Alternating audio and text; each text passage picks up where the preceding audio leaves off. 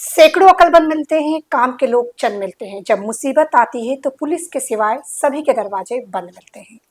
नमस्कार, आप देख रहे हैं सोशल वायरल न्यूज और मैं हूं कल्याणी महाजन और मेरे साथ है हमारी को एंकर मेघा जैन और साथ ही है हमारे आज के खास मेहमान और इंदौर शहर के सिंघम कहलाने वाले अपराध जगत में मजबूत पकड़ रखने वाले शिवान राजेश तंडोटिया सर। सर, आपका बहुत बहुत स्वागत है हमारे social thank viral you ma'am, channel thank you पर। Ma'am, thank you. सर, पहला सवाल तो यहीं से शुरू करते हैं कि इतना सारा काम, इतनी व्यस्तता, तो अपने बारे में कुछ बताएं। कहाँ से पढ़ाई करी, कैसे आप यहाँ तक पहुँचे, कैसा सफ़र रहा? बेसिकली मैं मुरैना का रहने वाला हूँ, चंबल जो डिवीज़न है। और मैंने स्टडी ग्वालियर में की और कुछ दिल्ली में प्रिपरेशन की थी मैंने।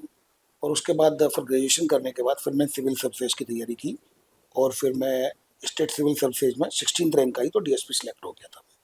और उसके बाद फिर मेरी पोस्टिंगें रहीं। तो उसके बाद में फर्स्ट पोस्टिंग सिवनी थी, फिर सेकेंड भिंड थी, थर्ड करेरा थी।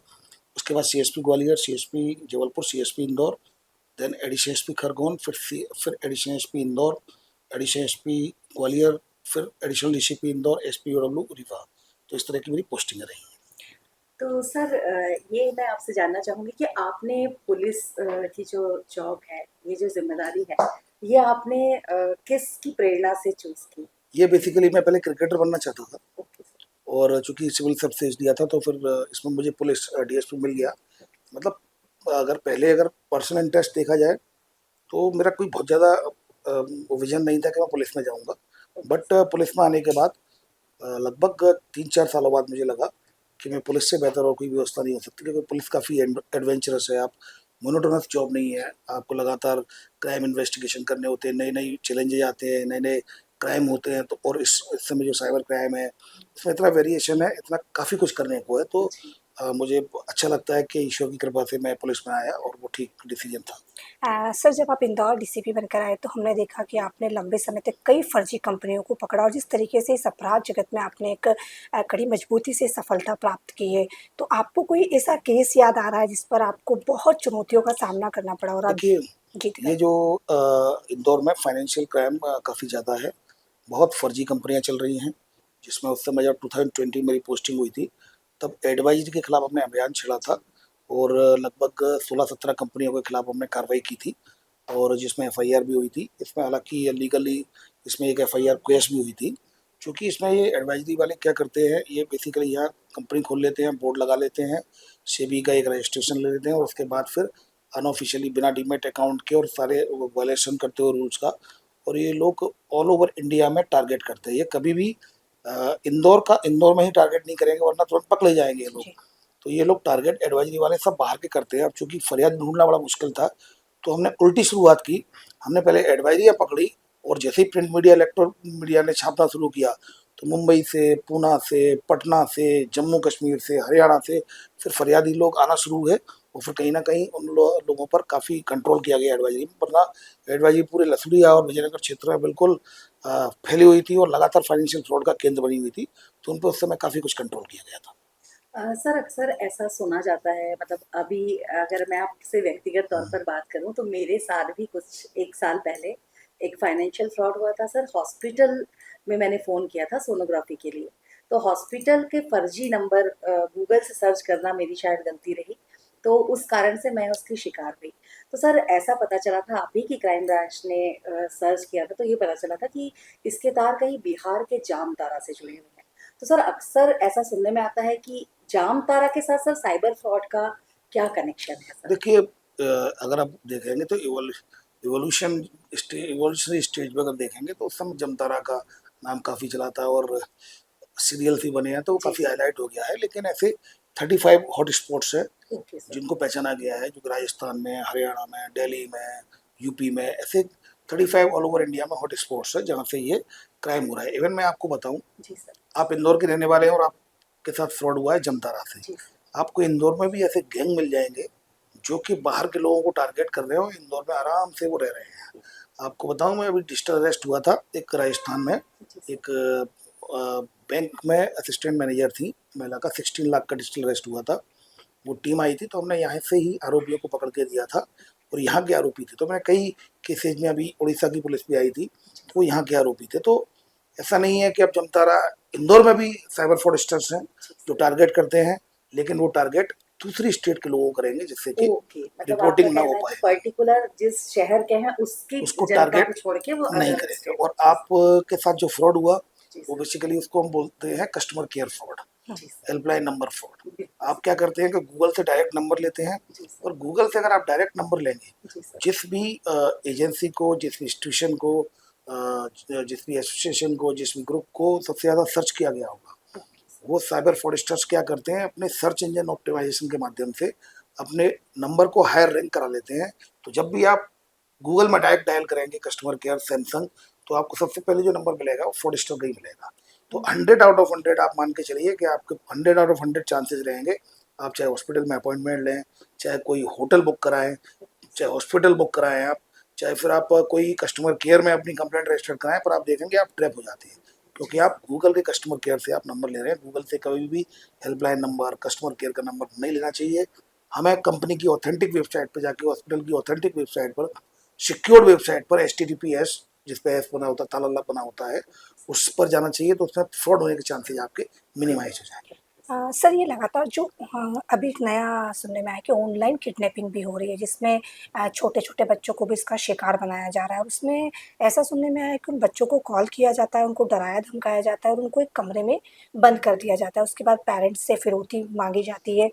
तो ये मामला हाल ही में इंदौर में भी एक प्रचलन में आया था। सर ये क्या है? जी मैम, इससे कैसे बचा जा सकता दो अलग अलग मामले हैं। एक जो आप बता रही है वो, उसमें ये है कि कॉल आता है कि आपके बच्चे की किडनैपिंग हो गई है, या आपके बच्चा रेप केस में फंस गया है, थाने में बैठा हुआ है, जी। आप इतना पैसा भिजवा दीजिए। एक केस आता है डिजिटल अरेस्ट का, जिसमें कि बुजुर्गों को और कई लोगों को टारगेट किया जाता है, और उनको एक कॉल आता है। मैं फेडेक्स इंटरनेशनल कुरियर सर्विस के कस्टमर केयर से बोल रहा हूँ। आपका एक पार्सल है जो कि कस्टमर एयरपोर्ट पर, मुंबई एयरपोर्ट पर पकड़ा गया है। कस्टम ऑफिसर से मैं आपकी बात कराता हूँ, और जैसे और आप फिर कस्टम ऑफिसर से बात कराई जाती है, तो वो बोलता है कि आपके पार्सल में MDMA ड्रग्स है, आपके पैन कार्ड है, 50 पैन कार्ड है, 50 आधार कार्ड है, और आपके ATM मिले हैं, और कई $1000 मिले हैं, और आपके खिलाफ कार्रवाई होगी। ये कार्रवाई क्राइम ब्रांच करेगी। फिर क्राइम ब्रांच का बोल के फिर उसको कि आपके जो अकाउंट का यूज हुआ है, मनी लॉन्ड्रिंग में यूज हुआ है, अमेरिका से 8 करोड़ रुपए आपके अकाउंट में आया है, आपके अकाउंट की जांच करनी पड़ेगी, आप जेल चले जाओगे, आपके खिलाफ आपके डॉक्यूमेंट्स का यूज हुआ है। हो सकता है कि आपको पता भी नहीं हो, लेकिन आपके डॉक्यूमेंट का यूज हुआ है, आपके अकाउंट का यूज हुआ है, तो आपके अकाउंट में जितने पैसे हैं, मैं एक अकाउंट नंबर भेज रहा हूँ, उसमें आप ट्रांसफर कर दीजिए। और बोलते हैं कि जब तक ऑनलाइन इन्वेस्टिगेशन चल रही है, आप ना तो गेट खोलेंगे, ना वीडियो कॉल बंद करेंगे, ना वॉशरूम जाएंगे, ना खाना खाएंगे, हमसे बिना परमिशन के आप कुछ भी नहीं करेंगे, यू आर डिजिटली अरेस्ट। जबकि डिजिटली अरेस्ट का कोई कंसेप्ट है ही नहीं। लेकिन अब वो चूंकि साइबर फ्रॉडस्टर टारगेट करते हैं, जो लोग नहीं जानते हैं वो कई बार इसका शिकार हो जाते हैं, और इंदौर में काफ़ी ऐसी घटनाएं हुई है। सर तो ये जो एक्चुअल में सर अगर इसे देखा जाए तो एक तरह से ये मेंटल पैनिक अटैक करते हैं साइबर अपराधी। तो सर इसको किस तरह से इससे अपने आप को बैलेंस किया जाए, क्योंकि सर जिस तरह आपने बताया अभी कि आपको अगर फ़ोन किया जाता है, मान लीजिए अगर मुझे मेरे परिवार में किसी का फ़ोन आता है कि भाई आपके हस्बैंड को कहीं रेप केस में फंसा दिया गया है, तो ऑब्वियस सी बात है सर कि हम पैनिक हो जाएंगे उस कंडीशन में, और पैनिक होकर सर उस समय हम वो सेंस नहीं रख पाएंगे कि ये ओरिजिनली हमें क्राइम ब्रांच से फ़ोन आया है या साइबर फ्रॉड हो रहा है। तो सर इसको हम किस तरह पहचान सकते हैं, थोड़ा-सा हमारे देखिए, दर्शकों सबसे इम्पोर्टेंट ये है कि हमें कूल रहना है। जी सर। अगर आप देखेंगे, जी, दो ही तरीके, ओवर एक्साइटमेंट जी सर। और डर, ये दो ऐसी सिचुएशन है जिसमें आप के सेंसेस काम करना बंद कर देते हैं। जी सर। फिर ऐसी स्थिति में सामने वाला जो कहता है आप उसको मानते चले जाते हैं। इसलिए आपने कई बार देखा होगा, कई बार साइबर फ्रॉड इनके साथ होता है, वो बोलते हैं कि सर वो फ़ोन पर बोलते चले गए, हम वैसा वैसा करते चले गए, ऐसा लग रहा था जैसे हमें सम्मोहित कर दिया है। जी, बट उसको सम्मोहित नहीं किया जाता। ये बेसिकली आपके सेंसेस काम करना बंद कर देते हैं जब आप भय में होते हो, डर में होते हो। जी, तो सबसे पहले ये है कि पैनिक सिचुएशन को डील करना है। कोई फ़ोन आता है, अगर 5-10 मिनट भी लेट हो जाएँगे तो ऐसा बहुत फ़र्क नहीं पड़ने वाला, सर। कि अगर वाक़ई केस में फँस गए हैं, थाने बैठा क्या फ़र्क पड़ना है। जी, हम उसको वेरीफ़ाई करें, और कोई भी व्यक्ति पैसे नहीं माँगता है। जी, सबसे इम्पोर्टेंट ये है कि लॉ एनफोर्समेंट एजेंसी अगर किसी को पकड़ने की सूचना देते हैं तो आपसे पैसे नहीं माँगते हैं, और हमसे पैसे माँगे जाता है, इसका मतलब ये फाइनेंशियल फ्रॉड है। अपना मेंटल बैलेंस बनाए रखें, पैनिक ना हो, कॉल को रिसीव करें, ओके, मैं भी नज़दीकी थाने से इसको वेरीफ़ाई करती हूँ। आप नज़दीकी थाने जाएँ, कन्फर्म करें, नंबर को दें, और उसके बाद अपने, अगर ऐसा बताया कि आपके पति फंस गए हैं, पति को कॉल करें, पति हो सकता है कॉल नहीं उठा रहे हो तो आप समझेंगे कि सही में ऐसा ऐसा सही नहीं में है। होगा। लेकिन आप पति के बाद अगर वो ऑफिस में काम करते तो ऑफिस के लोगों को कॉल करें कि देखिए मेरे हस्बैंड कहाँ है, या फिर आपके उनका कोई शॉप है तो शॉप में जो काम करने वाला उसको फ़ोन लगाइए देखिए कहाँ है। और जैसे कि अभी मैं बताऊं, जैसे मैं कई कॉलेजों में जाता हूँ स्कूल्स में, तो एक कॉलेज में गया तो वो बता रहे थे कि हमारे पास पेरेंट्स के फ़ोन आते हैं कि हमारे बच्ची कहाँ है या बच्चा कहाँ है।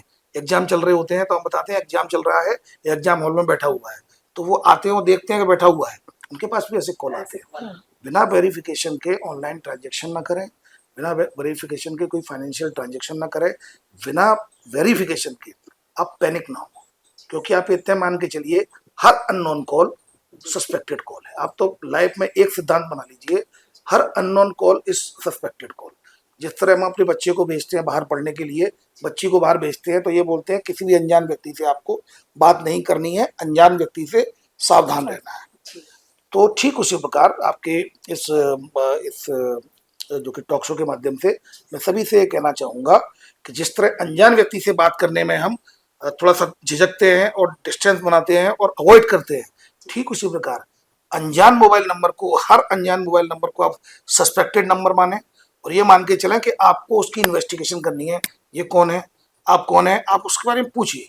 आप हर अननोन कॉल को अगर सस्पेक्टेड मानेंगे तो आप ये मान के चलेंगे कि आप में एक ऐसी बाय डिफॉल्ट एबिलिटी डेवलप हो जाएगी कि आप उससे क्रॉस करने लगेंगे अपने आप ही। चूंकि आप पैनिक नहीं हुए, जब पैनिक नहीं होंगे तो आप क्रॉस करेंगे तो अपने आप ही आपको पता चल जाएगा कि ये फ्रॉडस्टर है। मतलब सर का कहना है कि अपने अंदर इन्वेस्टिगेशन को आदत में डाल दीजिए, एक तरह बिल्कुल। से हमें सभी को एक तरह से पुलिस की भूमिका में आना आना होगा अब जो सिचुएशंस है। सर, लेकिन जिस तरीके से आज का युवा रोजगार पर ध्यान न देते हुए आज का युवा जो ऐप आजकल मार्केट में आई है, पबजी है या कई सारे गेम्स आए, उस गेम में फंसता हुआ जा रहा है। खासकर आप युवाओं को क्या संदेश देंगे?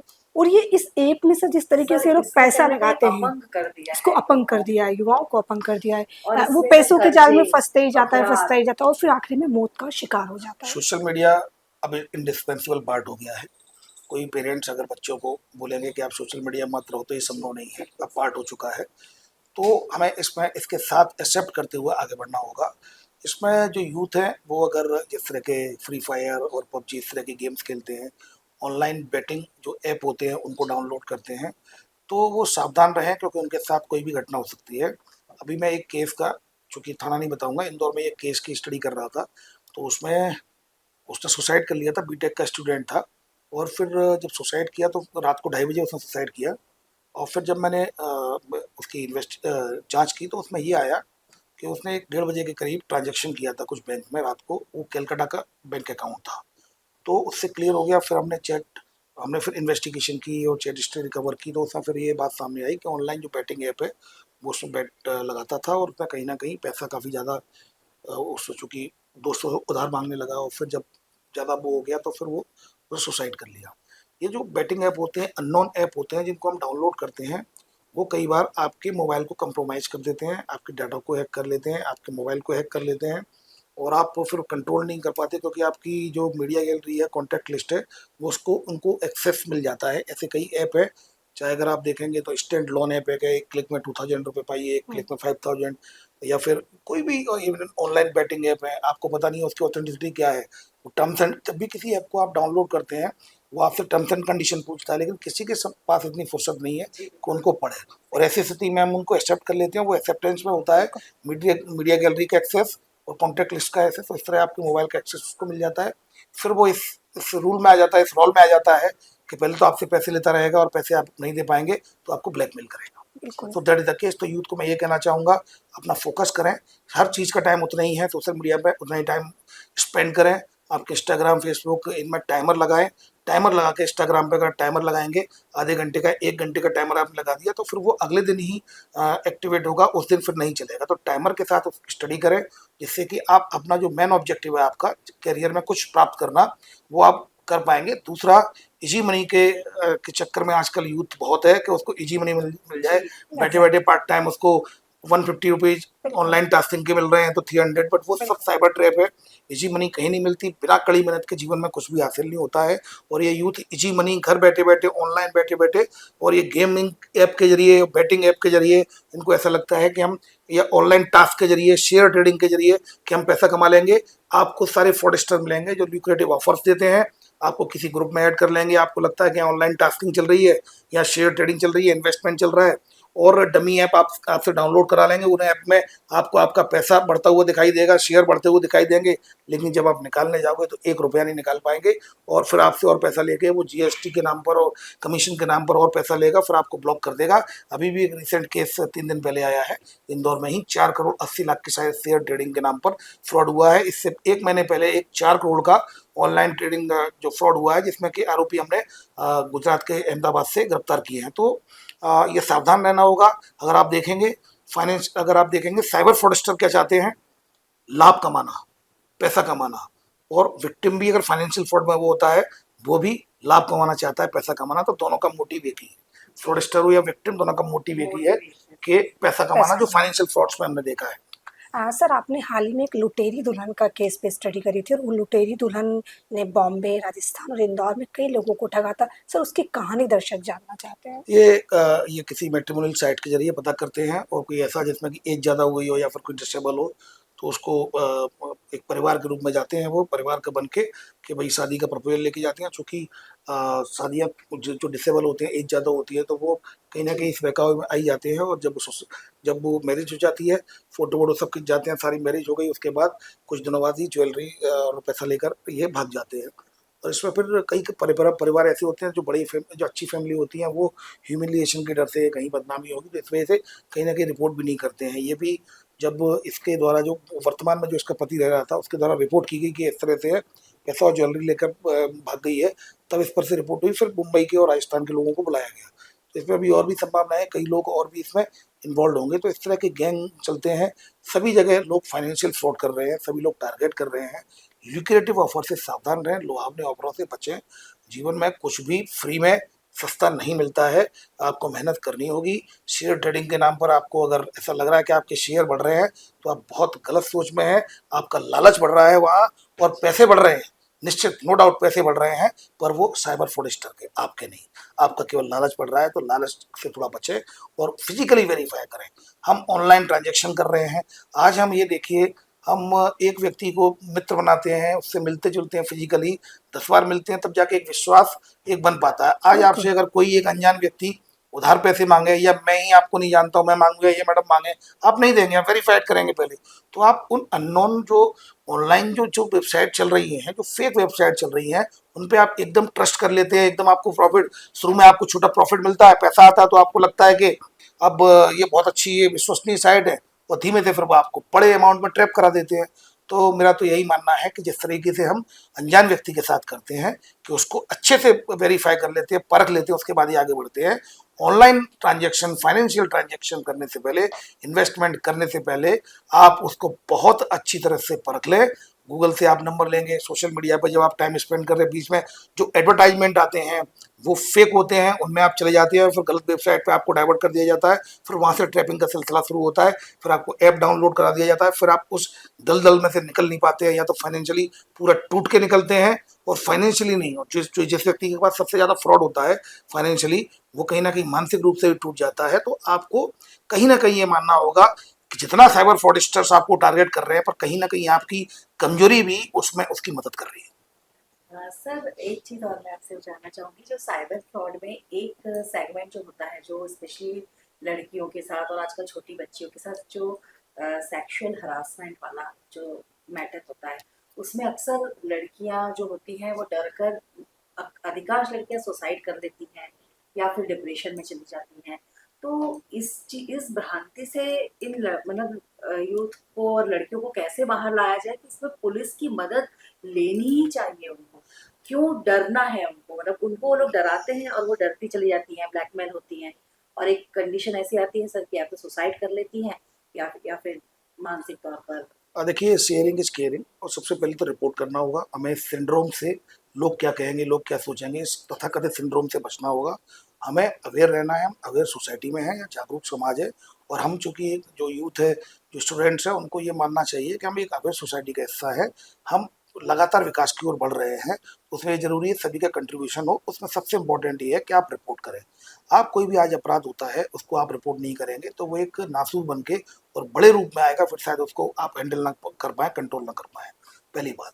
दूसरी बात, कुछ लड़कियां इस वजह से डरती भी हैं कि रिपोर्ट करने से कहीं ना कहीं पेपर में आ जाएगा, मीडिया में आ जाएगा। तो हमारे इंदौर क्राइम ब्रांच में और सभी जगह वी केयर फॉर यू है। इंदौर क्राइम ब्रांच में हम इस पर फोकस करते हैं। उनको लगता है अगर मीडिया में ना जाए तो मीडिया में भी हम नहीं देते हैं, और पेरेंट्स को भी पता नहीं चले। कई बार ऐसा होता है पेरेंट्स से भी छुपाना चाहते हैं, तो हम ऐसा भी करते हैं, पेरेंट्स को भी नहीं बताते, क्योंकि बालिग होते हैं ये बच्चे, तो हम उसमें उनकी पूरी मदद करती हैं। तो उनको एक एश्योरेंस देता हूँ कि कहीं भी इस बात से नहीं डरें कि कहीं मीडिया में आ जाएगा, लोगों को पता चल जाएगा। बहुत सीक्रेटली कुछ संवेदनशील जांचें होती है, बहुत सीक्रेटली हम करते हैं। कई लड़कियों को लोग ब्लैकमेल करते हैं, फोटो वोटो खींच के। हम उनको, लड़कों को हिरासत में लेकर उनसे पूछताछ करके, उनके माफ़ी मंगवा के, और फिर उनसे पूरा फॉर्मेट करा के मोबाइल, और कई इस तरह के, अगर लड़की कोई कार्रवाई भी नहीं चाहती है, बस केवल अपनी प्रॉब्लम को सॉल्व करना चाहती है, तो हम इस तरह से भी काम करते हैं। तो उसके लिए वी केयर फॉर यू है। लड़कियों को आगे आना होगा, जागरूक होना होगा, और अगर उनको ऐसा लगता है कि पहचान गोपनीय रखी जाए तो इस संबंध में भी पर्याप्त प्रिकॉशंस लिए जाते हैं और लड़की का नाम भी उजागर नहीं किया जाता है। तो अपनी रिपोर्ट करें, रिपोर्ट करना बेहद ज़रूरी है। दूसरा, फेक प्रोफाइल बन जाती है, फेक आईडी बन जाती है, फिर फोटो को मॉर्फ करके उसको अश्लील बना के, और फिर उसको आपको ब्लैकमेल किया जाता है कि सोशल मीडिया में वायरल करते हैं। बिल्कुल नहीं घबराएं। जो मॉर्फ है, वो मॉर्फ तो किसी का भी हो सकता है, उसमें आपके घबराने से क्या होगा। मॉर्फ तो मेरा भी हो सकता है, मॉर्फ तो किसी भी व्यक्ति का हो सकता है। तो आप उससे बिल्कुल नहीं डरें। जो चीज़ बनाई जा सकती है एआई के जरिए, किसी भी तरीके से उसको मॉर्फ किया जा सकता है, उससे क्या डरना। वो तो किसी का ही बनाया जा सकता है। तो उसमें ये सोचना अब क्या होगा, कुछ नहीं होगा। अब चूंकि जो फेक है, फेक तो किसी का भी हो सकता है। आप आए, रिपोर्ट करें, और रिपोर्ट करने के बाद उसका सॉल्यूशन होगा। Report is the only solution. हाँ, सर आखिरी सवाल कि चूँकि आप इस इतनी बड़ी ज़िम्मेदारी को सँभाल रहे हैं, तो एक तो ये बड़ी ज़िम्मेदारी, ऊपर से परिवार की ज़िम्मेदारी। पर्सनली राजेश दंडोतिया एक बेटा भी है, एक पिता भी है और एक पति भी है और एक एडिशनल डीसीपी भी है। तो आप कैसे सँभालते हैं, मैनेज कैसे करते हैं इन सब चीज़ों इट्स को? Very difficult to manage. और कहीं ना कहीं लाइफ में मान के चले आप, ये पेंडुलम की तरह होता है। जैसे वेट होते हैं, इधर आप जाओगे तो वो उठ जाएगा। जो प्रायोरिटी पर डिपेंड रहता है, निश्चित रूप से फैमिली लाइफ सफ़र करती है। और स्पेशली अभी आप देखेंगे, जैसे अभी अब ड्यूटियाँ लगातार आ गई हैं, लगातार ड्यूटियाँ रहेंगी, तो फैमिली लाइफ सफ़र होती है। बैलेंस करना मुश्किल होता है, कहीं ना कहीं सेक्रीफाइस करने होते हैं। बट इन दी एंड आप अपने सेटिस्फेक्शन को देखते हैं।